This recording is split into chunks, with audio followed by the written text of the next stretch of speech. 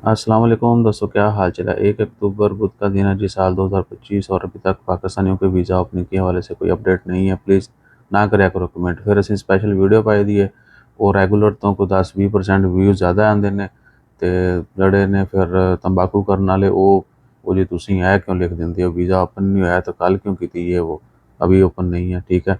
और फैमिली में भी सिर्फ बीवी बच्चों को दे रहे हैं, माँ बाप बहन भाइयों को नहीं दे रहे।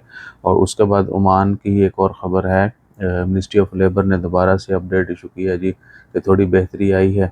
90% तक जो है कंपनियां वो वर्कर्स की सैलरी अकाउंट में डाल रही हैं। अब उसमें अगर किसी के साथ कहीं नाइंसाफ़ी हो रही है तो आप कंप्लेन कर सकते हैं। As per labour law worker की सैलरी कंपनी जो है उसके बैंक अकाउंट में ही डालेगी, जितनी भी सैलरी है उसके अकाउंट में जाएगी। अब वो डाल के खुद निकाल लेते हैं। इस तरह के भी केसेस हैं, लोग कहते हैं साढ़े कार्ड ही ना खोले, हमें तो पता ही नहीं है। अब ये चीज़ें भई काम स्टार्ट करने से पहले जो है ना वो देखने वाली हैं। तो कोशिश करें फ्यूचर में कहीं जॉब स्विच कर रहे हैं, नई जॉब कर रहे हैं, पहली दफ़ा आ रहे हैं, इधर ही हैं, चेंज कर रहे हैं, तो एग्रीमेंट करें प्रॉपर। और मैन पावर वाला एग्रीमेंट जो लेबर मिनिस्ट्री की वेबसाइट के ऊपर अपडेट होता है, उसको अच्छे से पढ़ें, समझें और टर्म्स एंड कंडीशन को भी समझें। और अगर कहीं कोई कन्फ्यूजन है कि जी ये होना चाहिए था एग्रीमेंट में, ये नहीं होना चाहिए था, आप उसको डिस्कस करें, नेगोशिएट करें। मामला तय पाते हैं तो ही जो है जॉब स्टार्ट करें। ये तो अच्छे जो जॉब करने वाले हैं उनके लिए है, वही इतना नेगोशिएट कर सकते हैं।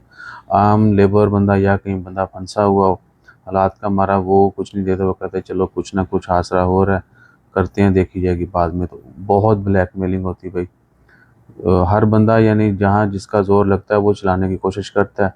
कोई पिस जाता है, फिर कोई नहीं पिसता। बहरहाल कंप्लेन का हक़ मौजूद है, आप कंप्लेन कर सकते हैं।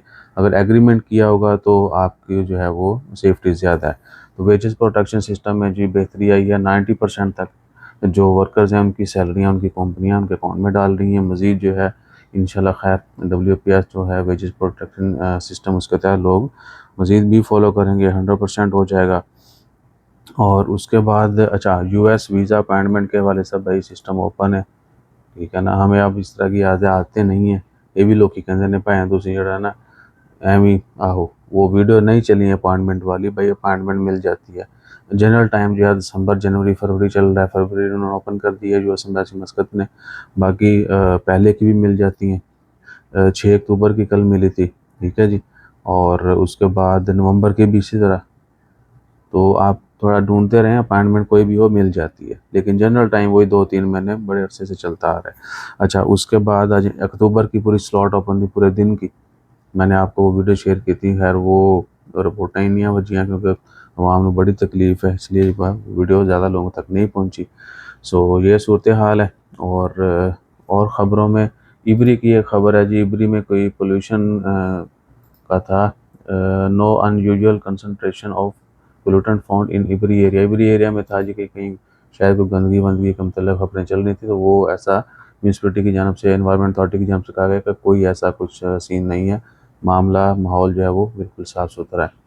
और अच्छा, ओमान में वो जो नहीं होती वो पीली चोंच वाले परिंदे, कौओं को भी बहुत मारा है। उसके बाद वो उसको यार क्या मैना, उनको बहुत एलिमिनेट किया है पिछले कई सालों से जो है।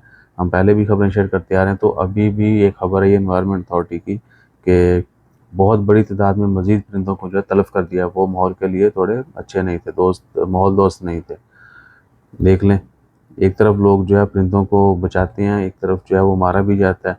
इसी तरह वो जो आते हैं, ओ यार, वो बड़े बड़े जो उड़ के पतंगे आते हैं, उनका वो बहुत नुकसान करते हैं। तो कहीं कहीं जो है उनकी वो ज़रूरत होती है, वो फसलों को बचाते भी हैं। कीड़े मकोड़े जो हैं, मच्छर मक्खी जो है वो जहाँ पर कारआमद हैं, कहीं कहीं वो नुकसानदेह भी हैं।